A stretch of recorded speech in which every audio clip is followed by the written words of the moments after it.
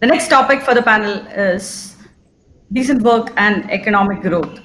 United Nations says that sustainable economic growth will require societies to create the conditions that allow people to have quality jobs.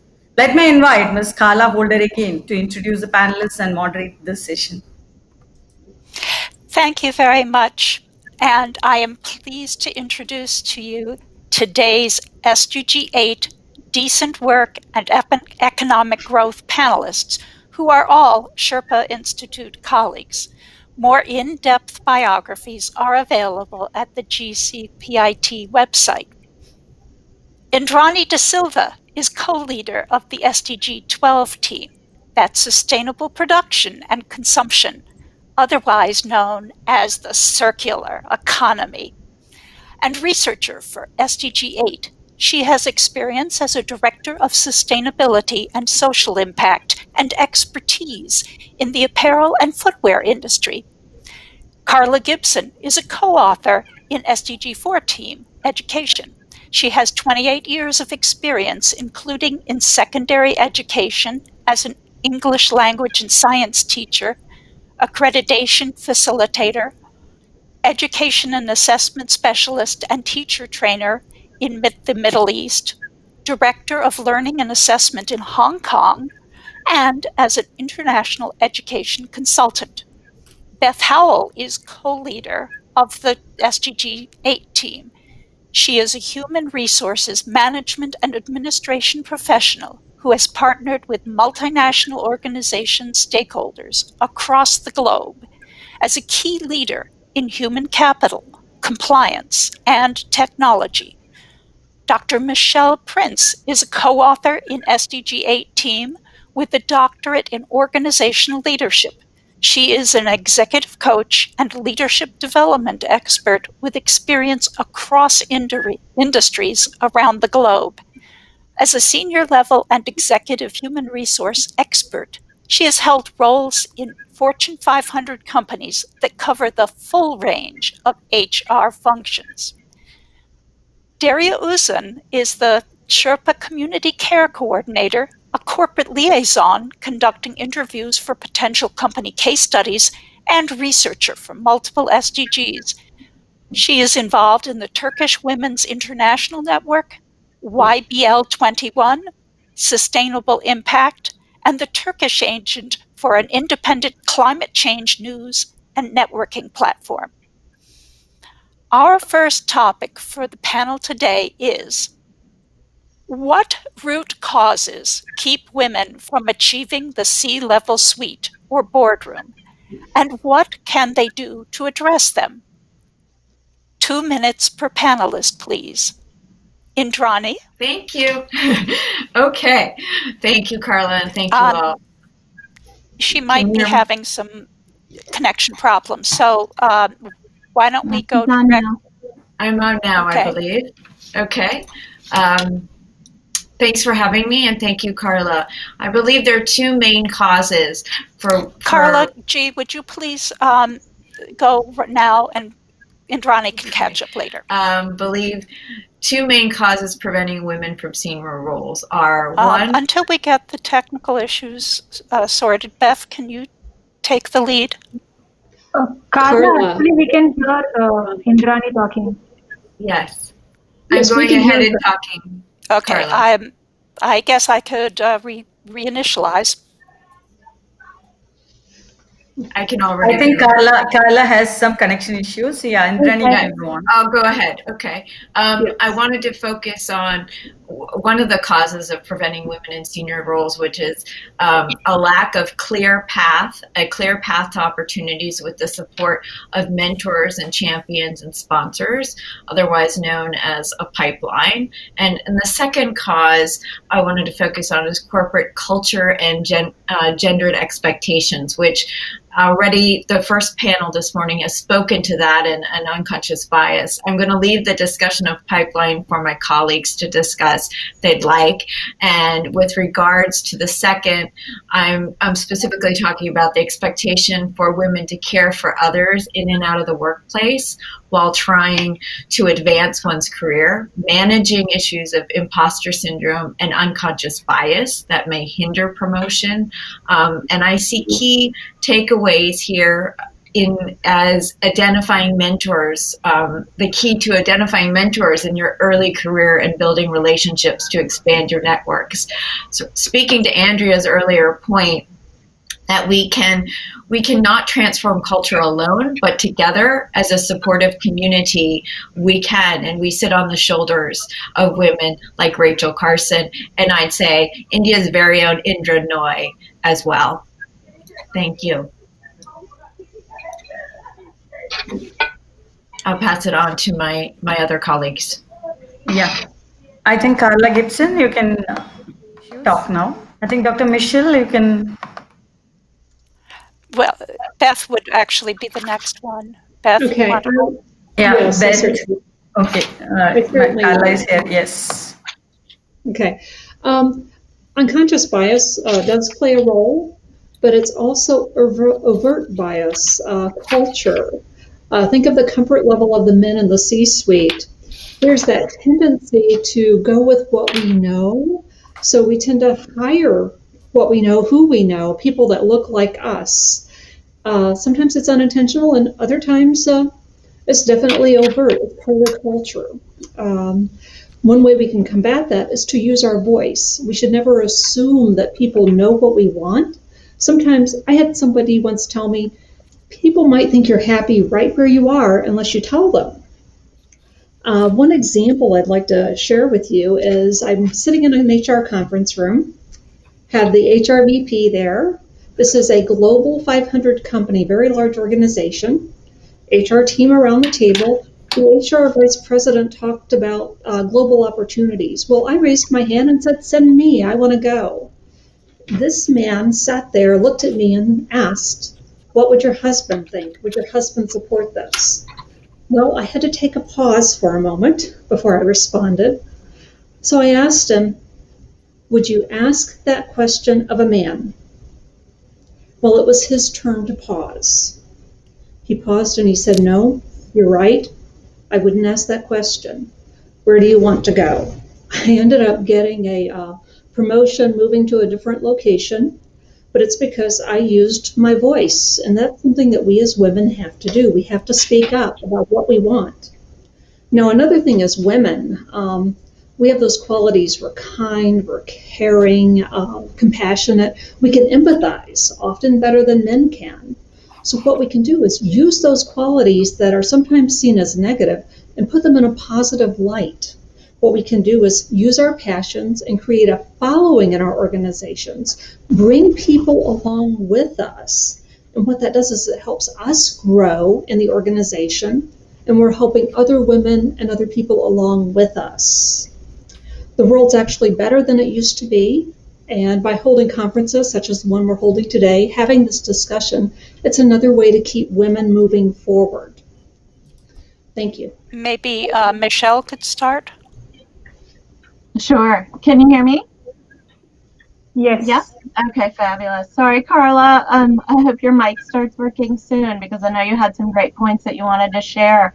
I want to build on actually what Indrani and Beth have already said, and I have 4 points regarding the root causes that are keeping women from the C-suite, and certainly in my experience in global talent management and working on creating diversity across Fortune 500 companies. So the first is around the world, the issues are the same, the competing priorities and sacrifices at home versus at work. And Beth shared a great story. I had a similar experience where there was an assumption by the men that I didn't want to take a global role.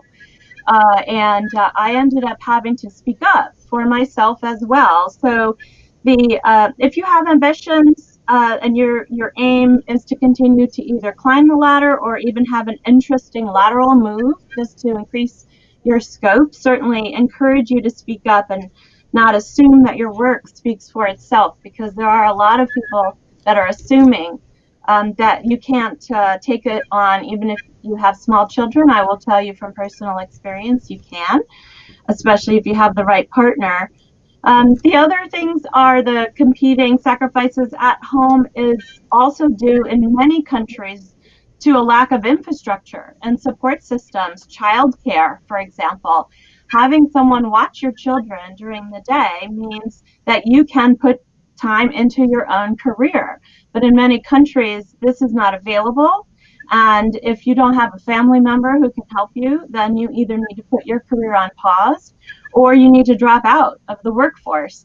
And this creates a lot of problems for women who want to continue to climb the ladder and get to the C-suite, because they have a pause in their career. It can either take them longer or prevent them from actually achieving. So, and the road to the C-suite is often through commercial roles that have revenue impact. That's my third point, so this requires you as a woman to increase your business acumen, enhance your own negotiation skills, presentation, communication with impact. These are all things that can help you continue to rise. If you're interested, there's a fabulous book by Sally Helgeson called How Women Rise. And it's all about behaviors that keep us stuck. And so much to the chagrin of a lot of women who say, I don't get the opportunity. Well, I would challenge you to make sure you get the opportunity and take a look at how you can help yourself. You are empowered. And that brings me to the last point that I would love to make, which I talk to a lot of women. I specialize in coaching executive women to advance in their career. And I often hear there's a lack of visible role models for inspiration, particularly in their own companies. But I would challenge you to think outside of your own company and look for inspiration everywhere, and actually right at your fingertips. So for those of you in Southeast Asia and for example in India, I just Googled executive women leaders, and I found the Fortune India most powerful women's list. There's 50 women who are incredibly successful in retail, sports, law, pharmaceuticals, hospitality, manufacturing, media, finance, technology, consulting, agriculture, consumer goods, and I could go on. These are inspirational women. Take advantage of looking at their stories and then create your own story. There are going to be women who will question your decisions, as we've heard from so many of the panelists before, and Andrea speaking before. I had the advantage of growing up with a feminist mother, but even she was questioning why I was taking on global travel roles when my children were young. So there are going to be questions, there are going to be people who doubt you, but that's okay.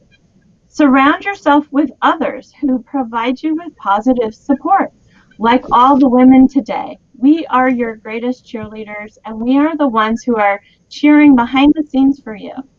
And reach out to other women who you see in leadership roles. They will make the time for you. So like Indrani said, get a sponsor, get a mentor. They are available to you. Build your network, build your allyship, and do it with purpose and intention, and be clear on what your purpose is. Don't leave getting to notice to chance. Just own it. Thank you, Dr. Michelle. Carla, you ready? Yes, I can try it again. How am I sounding? Good. Good? Okay, thank you. Yes, I was saying that in a school setting, whether public, private, or charter, we've been socialized. There's been socialized norms just in the way schools are run. Oftentimes, the teachers are women and the administrators are men. And I remember in my mid-career, being at a teacher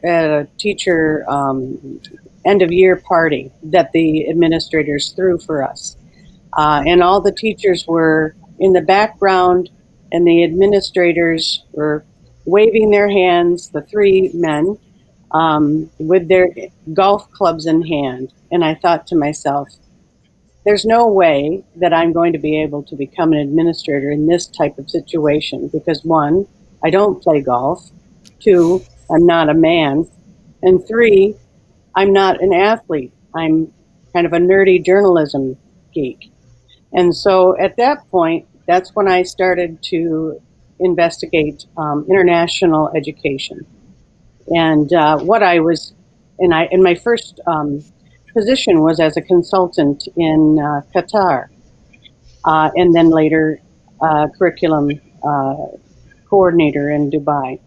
And I thought I'm going to go here and I'm going to empower women.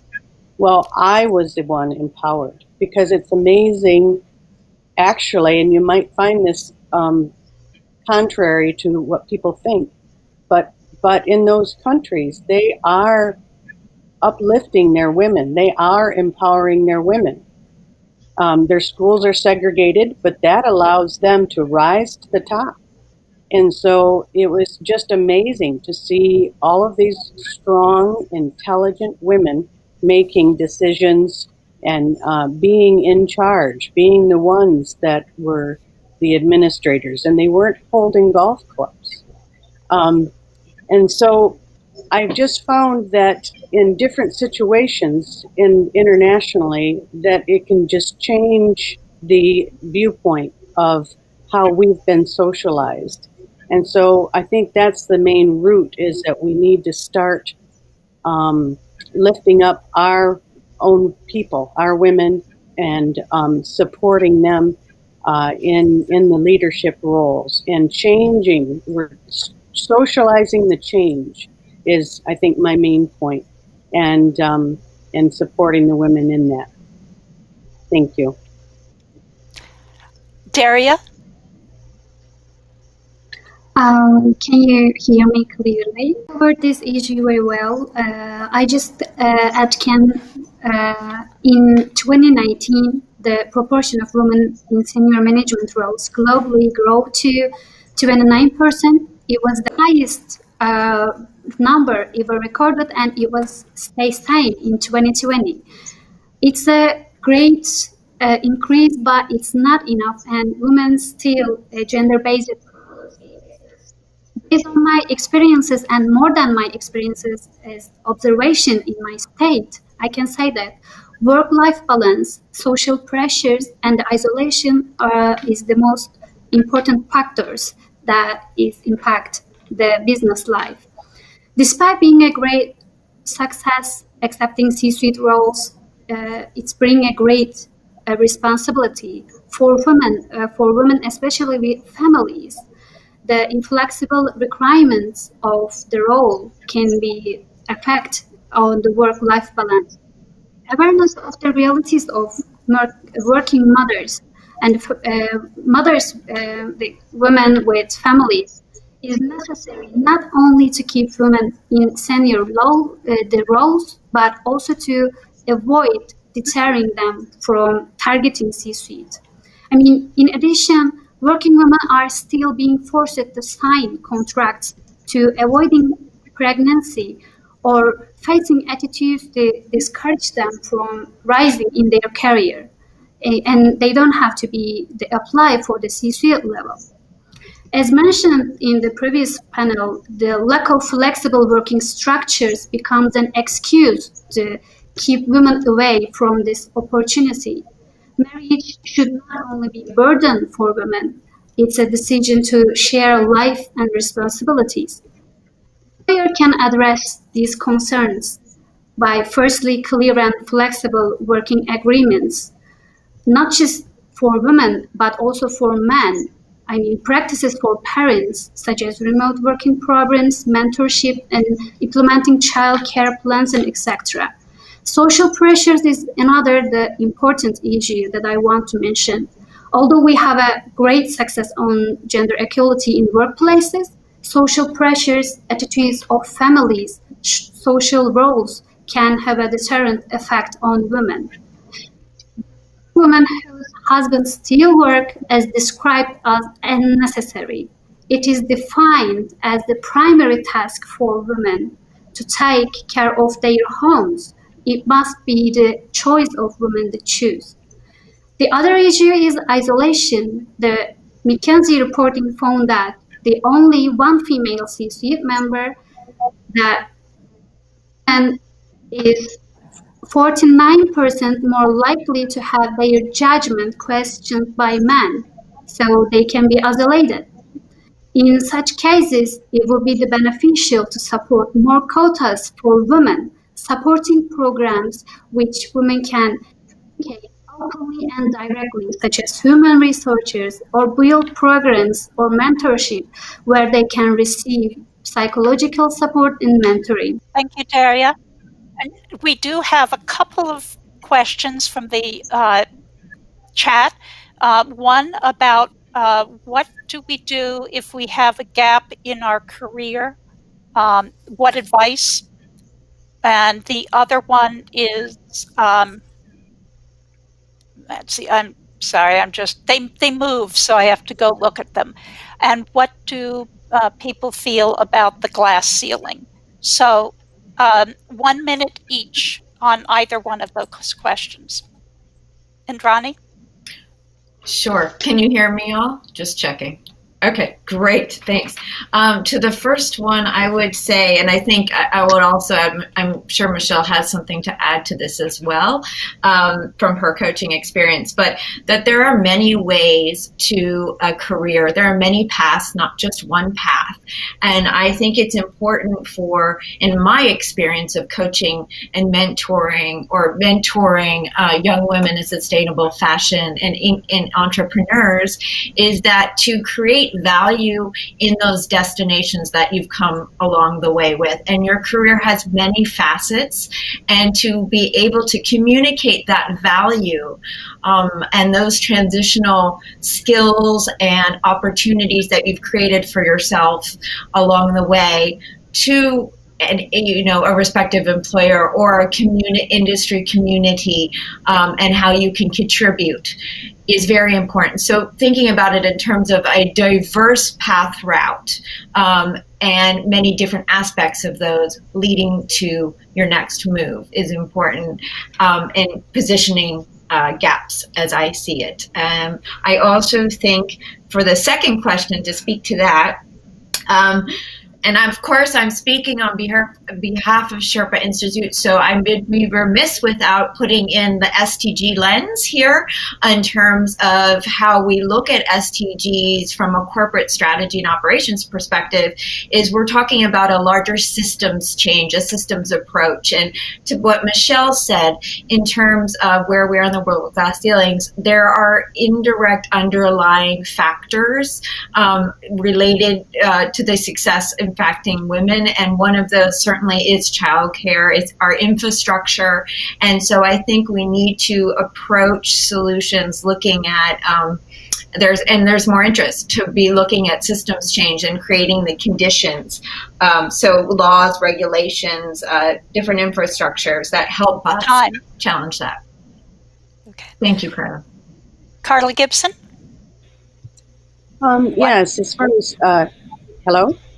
Got me? As far as the gaps in career, I've experienced that myself, and I think it's just staying relevant with what's going on in your career area, making those connections, and just taking that time to invest in yourself and start really exploring what your passion is and upskilling in any way that you can. As far as the glass ceiling, I think that we just need to keep trying. It's the determination. It's that continuing to know that it's there, but also believing and hoping and working towards breaking through that. Because if you can see other people do it, you can do it too. And I think it's really comes down to tenacity determination, and hope. Thank you, Carla. Beth? Thank you. When we have a gap in our careers, I mean, it's just a pathway. We're all on different tracks. And there's no right or wrong, it's just how we get there. We can describe it as a sabbatical. I took a sabbatical. Well, when you get ready to take time off, say with your children up and coming, which I did, I took that period as a sabbatical. But I also, while I put it on a resume perhaps, or I have to, explain that gap on a job application, what did you do? What did you get out of it? How we frame it can make a huge impact on how it's received. So that's just something food for thought. If you're going to take that time off, how do you grow? How do you stay relevant while you're away? If there's a certification class that you need to take to keep your certifications current, by all means, go ahead and do that. So on the other side of that time off, you're ready to hit the ground running. You're still current. You're still relevant. Now that glass ceiling, yes, it still exists. We're breaking through it a little bit more every day. I picture it as like this big ceiling overhead, and we're poking holes into it.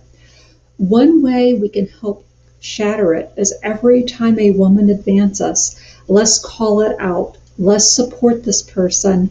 Let's make it known. We build each other up. We are sisters. It doesn't matter what race, ethnicity, religion, where we're located on the planet. Somebody does something good, shout it to the rooftops so we can shatter that ceiling. We want to build each other up until that moment we can get there and we're all on top together. Thank you. Thank you very much. I'm not sure if Daria is back in. So I think I'm going to go on to our next question. So, what keeps women from effective and profitable entrepreneurship, and what can be done to address? 2 minutes each, please. Now, I'm hoping Daria is in.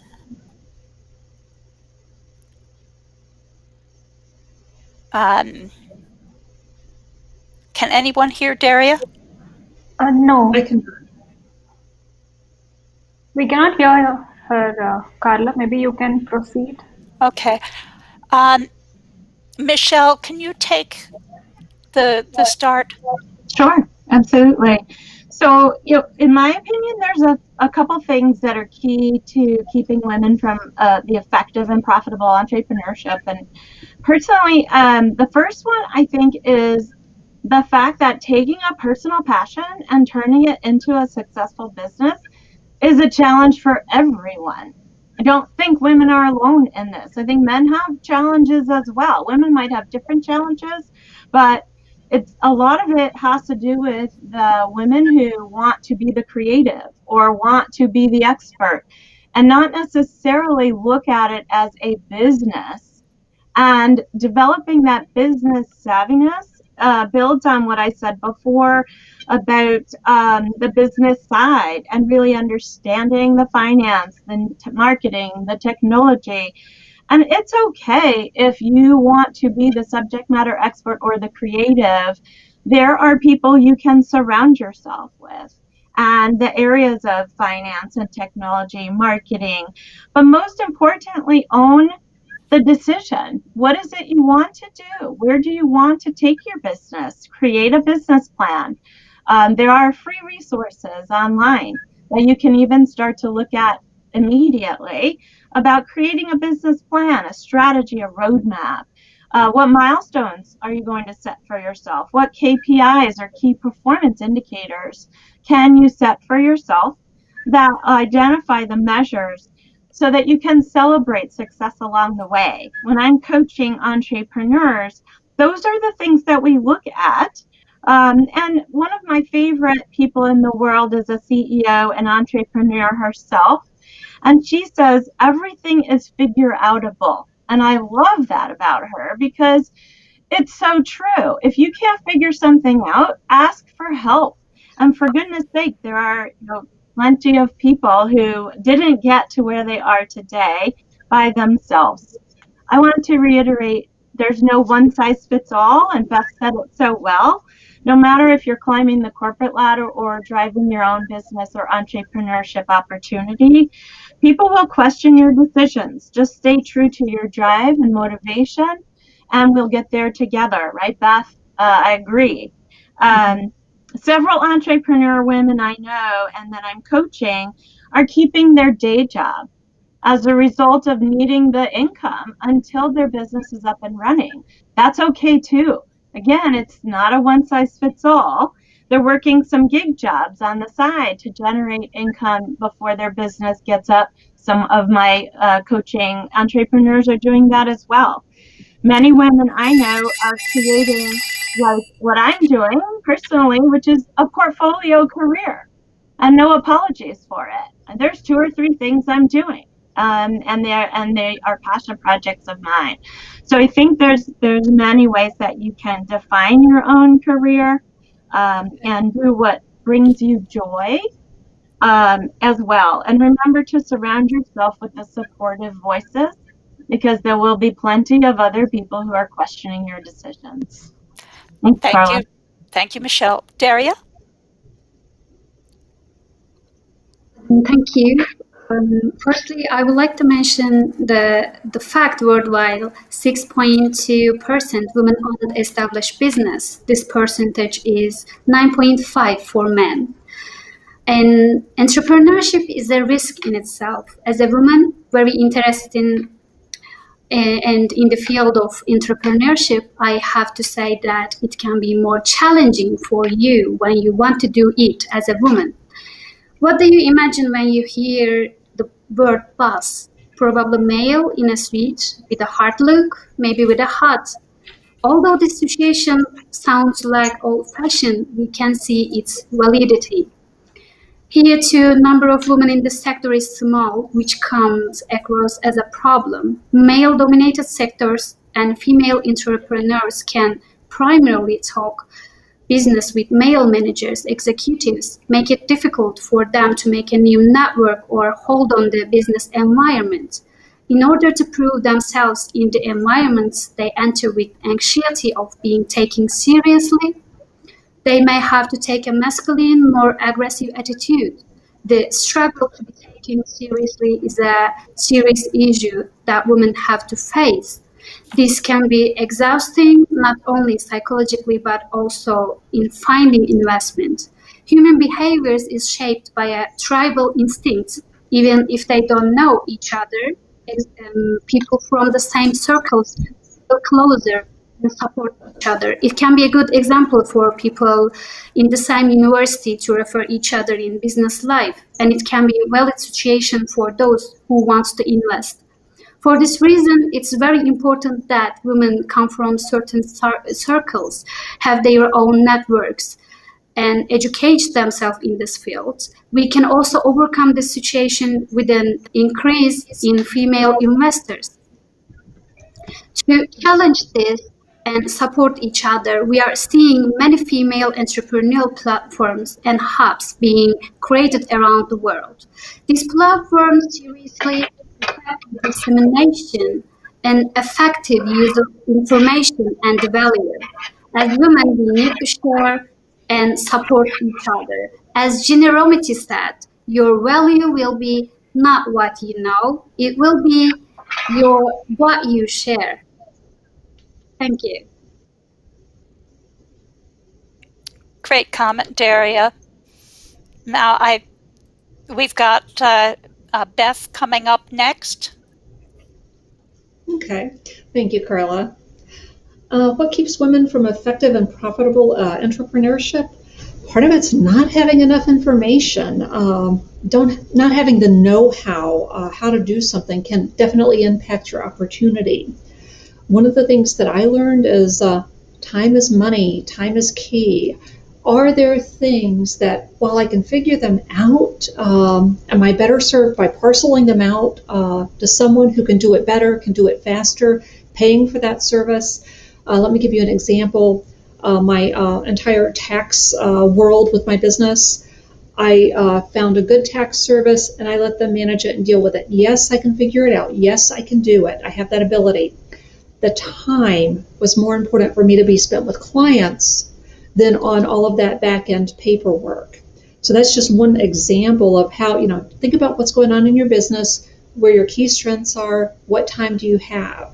And as Michelle said earlier, maybe you're doing the side gig. Maybe you're starting your business while keeping your day job, and that's okay. It's a different path for everybody. One of the things that you can also think about is information. When we look at the UN Sustainable Development Goals and the Corporate Guidebook series, we reference a book called Factfulness. If you haven't read it, I highly recommend it. It's by Hans Rosling. He walks you through some concepts, some ideas that are timeless. And the one that I want to make sure you get today is make sure your information is relevant, make sure it is current. A lot of times we're going on what we heard before, what we think we know. If you knew something last year, chances are high it's different this year. So stay up to date. One of the ways you can do that is if there's a certification in your area of expertise, obtain it. If there's a class, take it. If there's a membership in an organization for what you do, go get that. Networking is key. I can't stress that enough. Get to know other people who do what you do. Don't look at it necessarily as competition. Look at it as information sharing, idea sharing. Many people like to see others get ahead, move ahead. It's a good thing. It's going to vary country by country, business by business, what you do. Look and see what is available in your area. You might have grants available, small business set-asides, different kinds of designations you can get, such as small women-owned business. That's worth the time to get because of the opportunities that it can bring to you. I want to say also, if there's no entrepreneurship program near you, you could start one. Use something as simple as meetup.com. You just start connecting with people with like interest. There's not a group, start one. Go to your Chamber of Commerce, go to your local university, look for resources. Most of the time they're there, and if not, create one yourself. Be bold. Another thing is referrals. Referrals are the greatest compliment. Refer each other. Find a group of women who do things similar to you. Maybe you partner with them on projects. Maybe if you can't take a particular project on, you refer it to somebody else, and maybe that business will come back to you at a later date. Another thing, let's talk about referrals for a second. I'll give you an example. Up in Long Point, this is up in Ontario, Canada, amazing experience I had. I went to an eco lodge.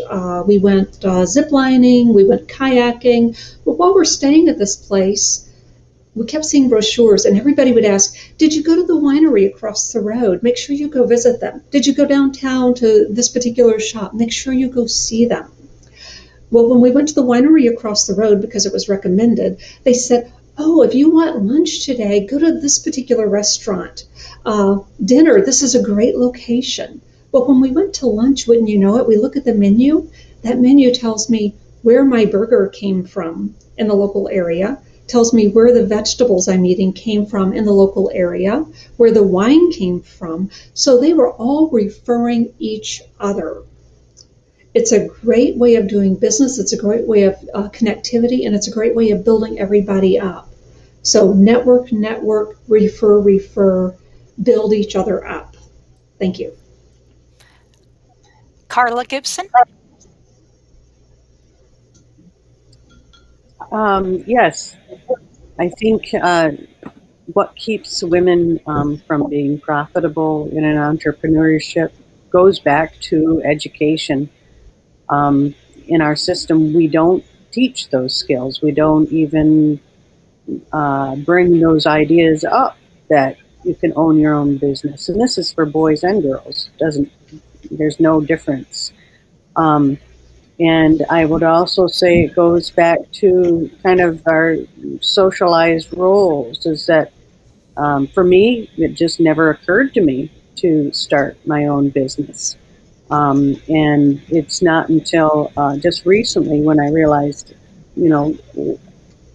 that I can run these schools just as good or better than what's out there. And so that's my own path of exploring entrepreneurship has caused me to search out those skills and out those communities, resources. We have something called SCORE in our chamber of commerce that has volunteers that help people start their business plans and figure out how to begin their own companies. I think another thing that keeps us back is that there's still a lot of things in our lives that we have to juggle as women. Usually, and commonly, we're sandwiched between taking care of our parents and taking care of our children. That can be an area where in our society we need to empower and get more of the family involved, where it's not just the daughter, but the sons and everyone to be supportive of the family. Again, I think networking and just being involved in the community and becoming known in the community gatherings, whether it's churches, schools, board meetings, things like that, just to know and to be informed of who is out there, what is out there, and where you can get training on how to begin your own business. That's what I have. Thank you, Carla. Indrani?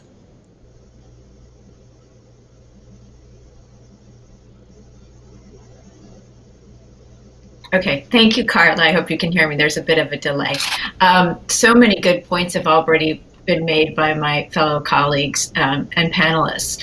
I have 2 points to make that I think I could add a little bit additional color to the comments, which is one key area is financial constraints that entrepreneurs experience, and to Carla Gibson's point, in particular, financial literacy, and that supports business savviness, from Michelle's point, and being able to have the training and the skills, and to understand that you do not have to be an expert actually in the tech or in the business or in the financial wizardry of it, but that to really consider, where can I get the help and the support, as Beth said? How can I evaluate, what are the evaluation skills I need in order to identify the appropriate person to help me and support me? And how can I can support their business? Say they're a local entrepreneur themselves, but their specialty is in finance. So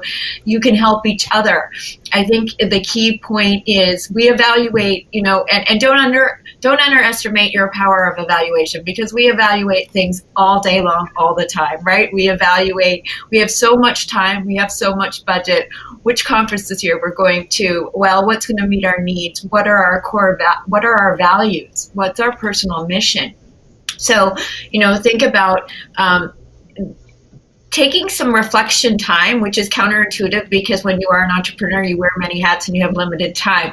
But I think taking some of the minute or two and really as a compass, thinking about your core values and aligning them as sort of a guidance tool to steer you in that direction can help with dealing, with some of these common challenges. And one of, in particular with financial constraints, I also wanted to add here is the access to working capital and credit. And because that is such a challenge, like Beth said, there are many resources. Your local chamber of commerce, your industry associations can help you decode some of that information. And I think that's critical because it's not necessarily understandable to everybody. And there are key aspects of it that can, just by learning one piece of it, can help you get much closer to your goal. The second point I wanted to make was a lack of viable supportive networks. So trusted advisors, it's so important to identify those trusted advisors and mentors from different aspects of the business you're developing and areas of business, whether it's HR or financial. our human organizational development, in particular, including your male counterparts. This has been said, but I can't emphasize it enough that I believe it's truly key to bring and bring everybody with you as you discover this path. Everybody can help you get where you're going. And again, evaluation and understanding what your purpose is and who you need. Come back to who you are. This is what I tell often when I'm mentoring young entrepreneurs, in particular about sustainability, because they say, oh, we want to do everything. There's so much. And I said, but the key thing is, what is your core vision? What is your core mission? And how can you align that? And then you focus on what's relevant to that. Because there's many competing priorities, of course. Thank you. Thank you, Indrani. And so now to our third and last topic. What factors affect women's economic power, and how can we address this issue? Indrani? Yes. Thank you. Hold on one second.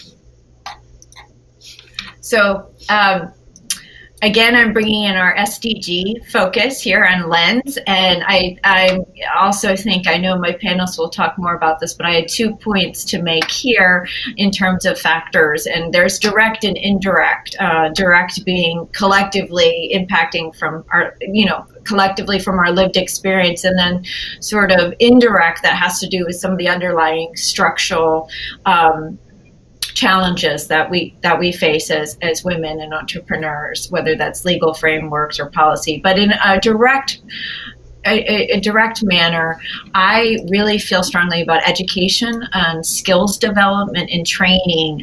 This refers both to what I just mentioned on financial literacy, but it also has, and Carla Gibson, who's an expert in international education, can also share more about this, but and we'll speak to it. But I do feel strongly that education, informal and formal, are all critical factors. The last one is, of course, why we're all here from SDG 8, which is access to quality and decent paid work. With regards to this, I'm talking about women entrepreneurs being included in the formal economy. My background coming from working with women owned and led enterprises that are mostly comprised of artisan businesses, I have worked with them to build their training and capacity building capabilities, and it's tremendous it's tremendous to see. So much of our economy is driven by small enterprises and businesses, and many of them women-led. But there's also those businesses that are informal, that are not represented. And there is a overrepresentation of women in those informal economies, and they also experience minimum social protections and fair compensation. The International Labor Organization estimates that there are over 3 million women who are actually artisans, many of them home workers, and that's not even counting all of them, because there's little data on this and visibility into it. So just to wrap up, my point here is that if we can draw more women into the mainstream of economic activity, we can harness their contributions to society, and we can help advance economic development with gender equality as a key driver in sustainable development. Thank you, Indrani. Carla? Is my speaker working? No? Yes. I can do it now. Good. Okay. I think,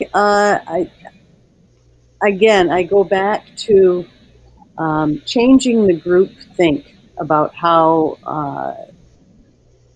filled with different roles. I think we need to have more diversity and to truly make an effort to fill them with women and other people from different backgrounds that haven't had a chance to lead. An experience I had was in Hong Kong, and we were part of an interview panel for the new head of school. And it came down to a man and a woman were the two people to choose from. And they both had very similar backgrounds. They both were would be able to do the job. And what happened is we decided we want to be diverse, and so we hired the woman to lead the school. So making concerted efforts to support and to place people in these positions will help them. And just basically, I think it would be just opportunities, making them more available, and to realize that women are truly hardcore workers. I know that my female boss in Dubai said we can run a ship much better because the women are going to work harder than the men. Now, I'm not sure that I know or agree with that, but I thought that that was an interesting stance to take. And I think maybe in the core of our being that we want to, and this was in the school, we want to nurture and to make things the best way that it possibly can be to grow people. And thank you, Carla. Thank you. Thank you. So, Michelle, you want to go forward? Sure.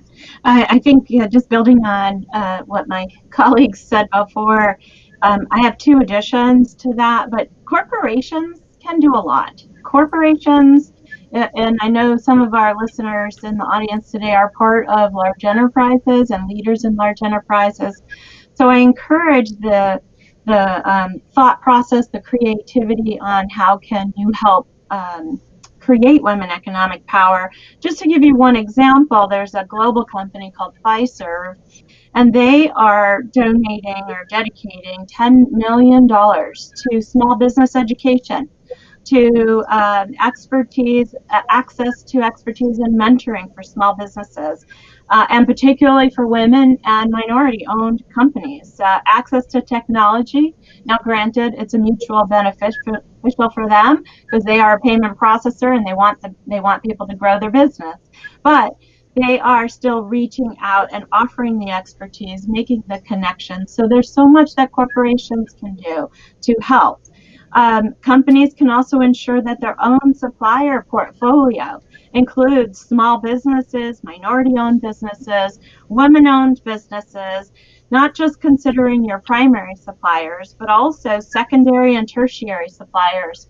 And I've learned a lot about that working on the SDG team and the research that we're doing around sustainability and equality at work, but also working in the local provisions, and that was mentioned earlier. And the last thing I would say is lifting each other up. And I know this was talked about earlier, but I can't repeat it enough. This is the factor that affects women's economic power. How can we help each other? And again, turning toward my corporate colleagues in the audience, my personal experience in the last 4 companies that I worked at, there were no women's employee resource groups. There were no women lifting each other up in my general area. So I started it. I just, again, looking back at my mother's feminism and influence probably, but, really establishing a network for women. If it doesn't exist, then start one. I had the pleasure of starting 2 grassroots women's networking organizations at my previous companies, and not just because I was in HR either. I found women in business roles who could sponsor it and really be that face to the organization and name it. Suggesting new opportunities for women that have unrealized potential within your company. Help lift them up. Be the sponsor and talk about them while they're not in the room. Make sure they're getting noticed and helping to lift them to higher level positions, especially for those of you who are already in Thank you very much, Michelle. Level positions. And lastly, at one of the companies where I was at, okay. Okay. Beth, could you speak to this? Certainly. I have to concur with Michelle when it comes to corporations. There is so much that can be done. And some of you may know that my background is also equal employment opportunity. Please don't tell me you cannot find a qualified woman. If you can't find one, you're not looking in the right places. You need to keep looking. And one of the things that I challenged people with, managers coming up, is that we would have awards on occasion, diversity SIM awards, awards for engineering, finance, whatever the case may be. And my challenge to people is, if you're not putting someone forward for an award, exactly what are you doing to get that person to that next level so that you can put them in for an award? So you have to encourage people to help build others up. Sometimes they're missing out. They say, well, the person can't quite do that. Well, why not? Help them get what they need. Now, culture does play a role many places on the planet. Women tend to be the caregivers. They don't maybe get the same educational opportunities. So there's a lot there that can have a long-term impact on economic power. One of the things I want to leave you with today, it's never too late.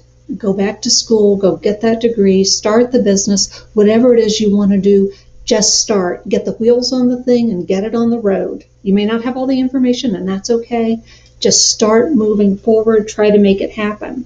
Now, something else I want to share with you is that sometimes we as women get in our own way. And how do we do this? Take a supervisor goes in, talks to two people, a man and a woman.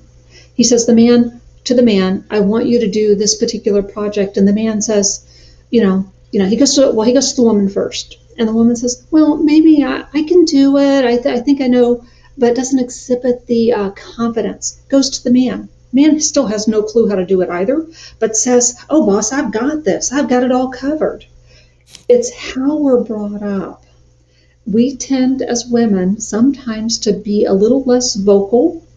It comes across sometimes as less confident. I'm not telling you to embellish your abilities, but I'm telling you to take confidence and own your value, what you have the ability to learn. Ask the right questions and speak up and say, yes, I want to do this opportunity. We have to be able to speak up. And there definitely is a gender issue there. And again, I think it's how we're brought up. So what we have to do is reach down to these younger people and help them understand it's okay to have a voice. The other thing is I'd like to say, as women, don't take somebody else's thunder. Don't steal it from them. Somebody does something great, build them up, applaud them.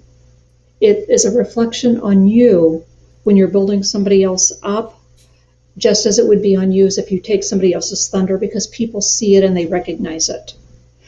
You don't have to emulate men. Yes, men can be successful, so can women. I've got my blonde hair, I've got my lipstick on today, and it's okay for me to dress like a woman and be proud of who I am. We don't have to fit anybody's mold. We are ourselves, we're individuals. We need to be authentic, be who we are, and that's how we come across the best when we do that. A couple of things I want to leave with you. I've got a couple of favorite quotes. One that came from Gladstone News, I don't know who said it originally. Behind every successful woman is a tribe of other successful women who have her back. So find people, find your tribe, find your group, help build each other up. Referrals, referrals, referrals, help each other grow. Another one, also a personal favorite, Coco Chanel said a girl should be two things, who and what she wants. Again, it's never too late, just go for it. And something that I always try to leave at every conference, and again, this is not something I created, it's something I heard once upon a time.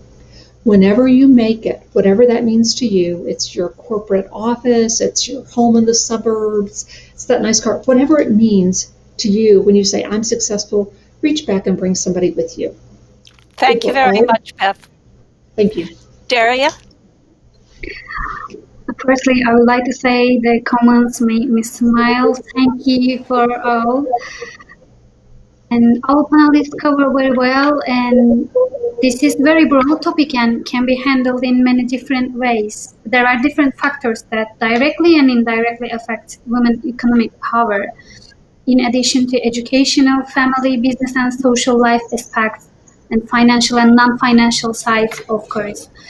And there are structural conditions that higher institutions, such as the state, should especially provide, I would like to mention. The practices of higher institution will affect the attitude of families and societies and will be reshaped over the time. For example, making women educations compulsory, social protections, recognizing and legalizing the jobs properly of illegally employed women and providing insurance to them. And also the state recognition of women's inheritance rights are critical issues because the association will provide a legal basis to seek the rights of women. Direct factors in women's individual or collective social lives are could be the first, I would like to say, women's rights to education is the primary factor to be handed over to her.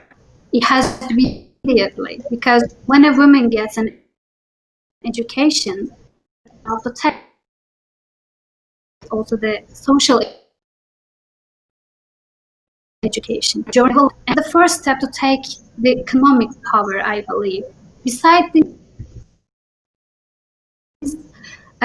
like Iranian says, access to services and education, skill developments, and the trainings will be very effective factors to getting the economic power. Thank you. Thank you, Daria. And we are almost out of time, so I do thank you panelists for shedding light on these issues for the rest of us. I would hope people would review the chat. There's some wonderful resources that have been put into chat. Thank you, audience, for your participation. This does conclude the SDG 8 panel. Thank you, Ding, and check out the Sherpa Institute thanks GCPIT, especially Aparna Kumar, Santosh Ganesh, and Mishma Stanislaus for their generosity in inviting us to this conference and their advocacy for gender equality and women's economic growth. So I yield back to you, Aparna. Thank you, Kala. That was an awesome session. Thank you so much for moderating both the sessions so well. And thanks to all the panelists, Indrani, Kala, Gibson, Michelle, Beth, and Daria. I have learned a lot from these sessions. I'm sure our audience too have.